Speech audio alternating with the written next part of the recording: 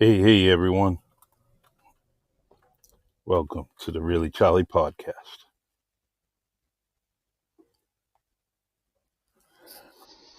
Here I am today working out of my vehicle and just want to pass on some Black history.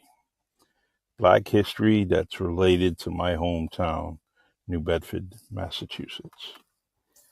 Now, every day of this month, I will bring up a topic, subject related to Black history, but also related to my hometown. So today we will be sharing some information on William Carney, who was also Sergeant William Carney in the Civil War with the Massachusetts 54 Regiment. And he lived in our city, or my city. All right, without further ado, hello, Karen. Nice to see you once again. And hopefully you have a great day. And thanks for coming on and sharing your time with me. And everyone on replay, thank you for listening. YouTube, I appreciate you. Please like and subscribe to my YouTube channel, Really Charlie. All right, let's continue. So the topic of today is Sergeant William H. Carney. Excuse me.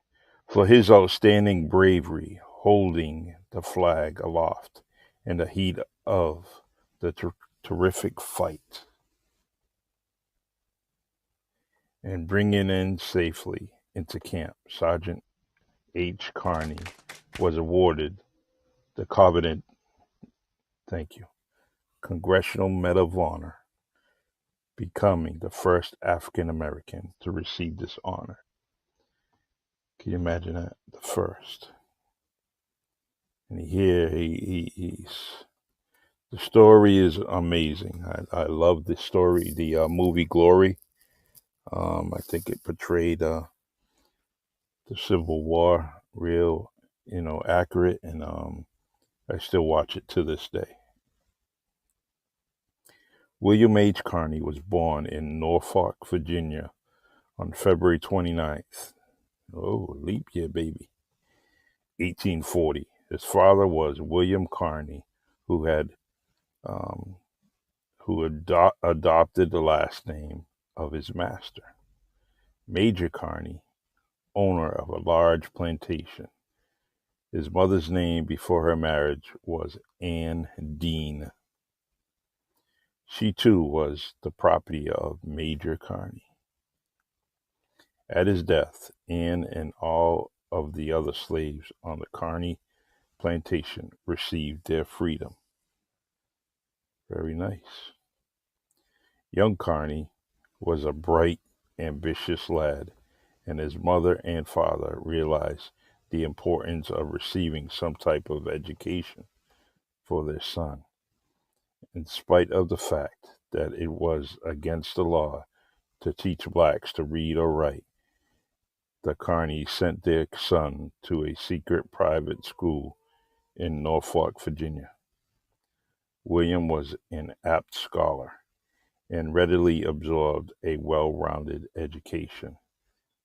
After the family gained their freedom, the father saved every penny that he possibly could with the view of moving from Virginia to places farther north where his family would be far from the suffocating and inane of slavery and slave catchers. The elder Carney took his family first to Pennsylvania, but decided not to make his home there. His next move to busy New York City. This too he did not find to his liking. Bounty hunters or slave catchers were numerous in New York, and even free-born blacks were often kidnapped and sold into slavery. He wanted a quiet, peaceful, freedom-loving place where he could bring up his sun, insecurity, and dignity.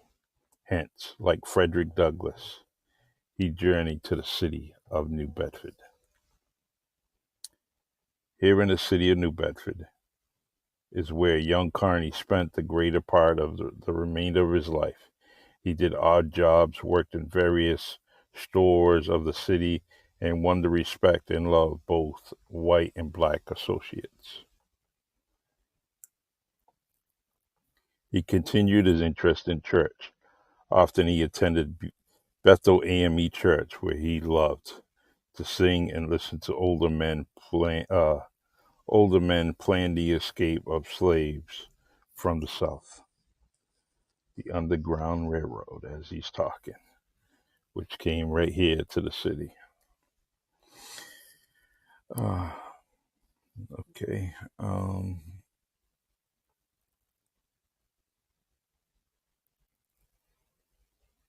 Let's see. However, the church of his choice was the Union Baptist, which was organized by Reverend William Jackson. These churches still stand here in the city. About this time, Carney entertained strong ideas of making the ministry his life career. But then came the Civil War, and Carney felt he could best serve his God by serving and his oppressed and enslaved black brothers. On March 4th, 1863, Carney, along with 40 other blacks from New Bedford, enrolled in Company C of the Massachusetts 54th to take part in the Civil War.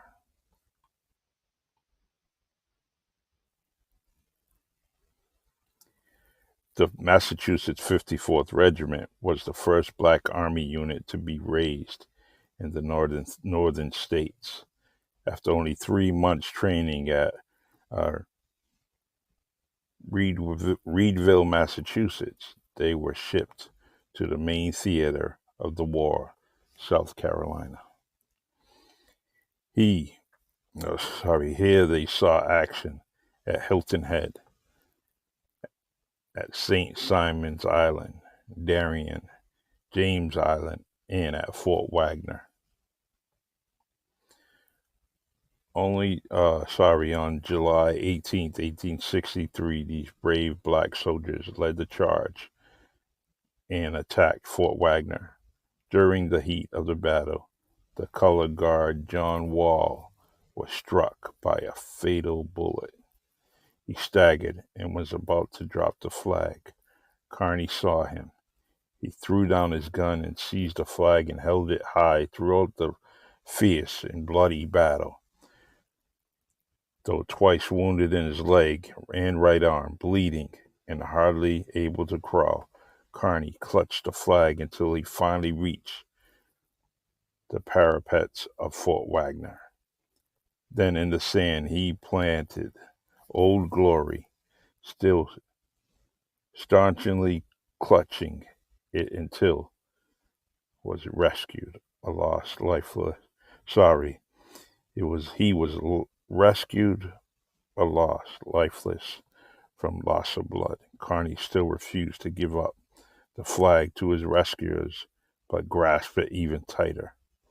Then he crawled on one knee, assisted his comrades until he reached the Union temporary barracks. Recognizing men of his own regiment, he cried, "The old flag never touched the ground, boys." That famous saying was done by William H. Carney. We have many, many things in the city that display his name, including his house, his home still stands. And many, many people stop by to see it. We have an elementary school that extends a full block of the city, and it's named after him. So William H. Carney is a huge part of the city of New Bedford, Massachusetts. Well, and some of his family is still here. They're still in the city. They're still, um, so we are very proud. All right, everyone. Thank you. That is my Black History uh, lesson today. And thank you, Karen, once again for your support. I appreciate it. And thank you, everyone on replay, YouTube, and also Facebook for joining me. I appreciate you. And I will see you tomorrow. And we will have another lesson of Black history. Remember, Black history isn't just in February. Black history is an everyday thing. So spread the word. All right. Thank you for joining me on the Really Charlie podcast. And have a great day. Take care.